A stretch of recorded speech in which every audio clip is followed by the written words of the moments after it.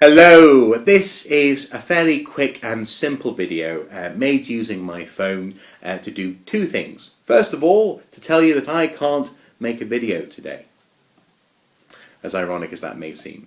And secondly, to show you the very first fruits of my labours in the Archaeosoup workshop. So to expand on point number one, after all you are in fact watching a video, rather I can't make the two videos that I had planned. Had planned for today. The first one being a question of doom from Catherine Kay. A fairly pleasant question actually, which I was very much looking forward to answering, leading back into the swing of things in 2013. And secondly, a video from Jindiana Bones, who wanted just to comment on some of the interesting conversations which are surrounding the Spitfires in Burma news story. You may or may not know that the team are now in Burma and they're going to be beginning excavations in the next couple of days. So that's going to be gathering pace very quickly, and he just wanted us to add some of his thoughts to some of the buzz surrounding the story. However, he got a bit frustrated and kind of went off on one of his long walks to calm down because there's a rogue angle grinder in Wallsend today. The building site 2 streets away, which has sort of been on and off the bane of my life since the summer, has decided to start angle grinding again. And he got very annoyed. Now, if you've never heard an angle grinder, it kind of delivers these crescendos of noise, which sort of rise and fall unexpectedly and without rhyme or reason. So, for example, short pause, long pause, and then it all starts over again. So he got very frustrated, did Jindiana, because first of all it was just ruining the audio. You couldn't really hear what was being said, but then also you don't know how much time you've got between the rise and fall, and also you can't get used to it as a background noise because it's not constant. So we decided to pack it in for the day. So he's gone off for his walk, and I decided just to pop over and have a bit of a chat with the builders. You may recall earlier this year, I was having a bit of a conversation with them when I was setting up when I was doing something to do with the Wallsend Festival, and it became clear to them through this conversation that they were sort of interrupting some of the work that I do, and they were kind enough to give me a lovely red hard hat. So they're lovely guys. So I just popped over, had a bit of a chat again, and they just said, yeah, it's just one day of work. Apparently they found something else that needed grinding, and they're having to grind it today. So it shouldn't be there beyond today, which is great.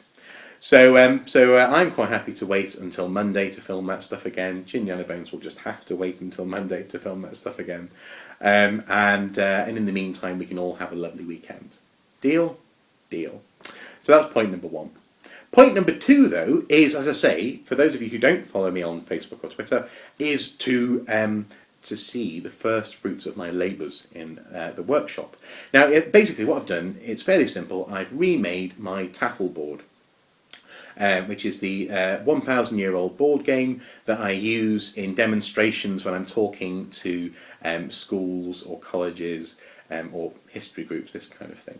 And I'm quite pleased with it, actually. So, here we go. This board game depicts the end of a battle, or a skirmish. The king and some survivors are surrounded, and he is attempting to escape. Though in this instance, I think the Greens may be winning. So there you have it, my lovely new Taffel board. It's something that I've already made, but this is a slightly better version, slightly better quality wood, although it's not perfect. For example, it's not one solid piece of wood, which it really should be. It's actually laminate wood, which is lots of thin layers sort of glued together under lots of pressure. And also the technique that I've used to actually to essentially burn the grid onto the wood isn't one that I'm entirely happy with. So I'm going to be doing some reading up on how better to do that in the near future. Now, as I say, I've already posted an image of this on the Facebook page, and people were saying that I should try and get hold of some Lewis chessmen type pieces to use on the board. And we actually do have a version of this game with like a cloth board, and so I think it's a sort of some sort of plastic or polyurethane kind of mouldings of pieces based on the Lewis chessmen.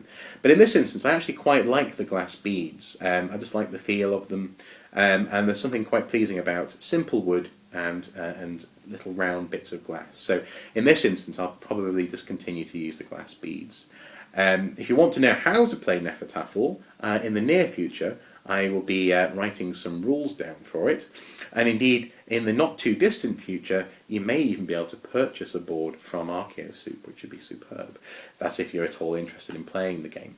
I quite like it, and actually apparently you can even play a version of Nefertafel on the Nintendo DS.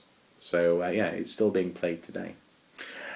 So there we go. That's the 2 reasons for making this video. Reason number 1, I can't make a video, and reason number 2 is just to show those of you who haven't seen it yet the very first foray into doing something in that workshop. And in future projects, obviously, I've already said I will be filming them and sharing with you the process of making things. But really, I just wanted just to get the feel for the workshop, and so that's been done. And I quite like this little board here as well. So really, until next time, guys, have a great weekend, and yeah, you can expect those 2 videos coming your way soon. Bye bye.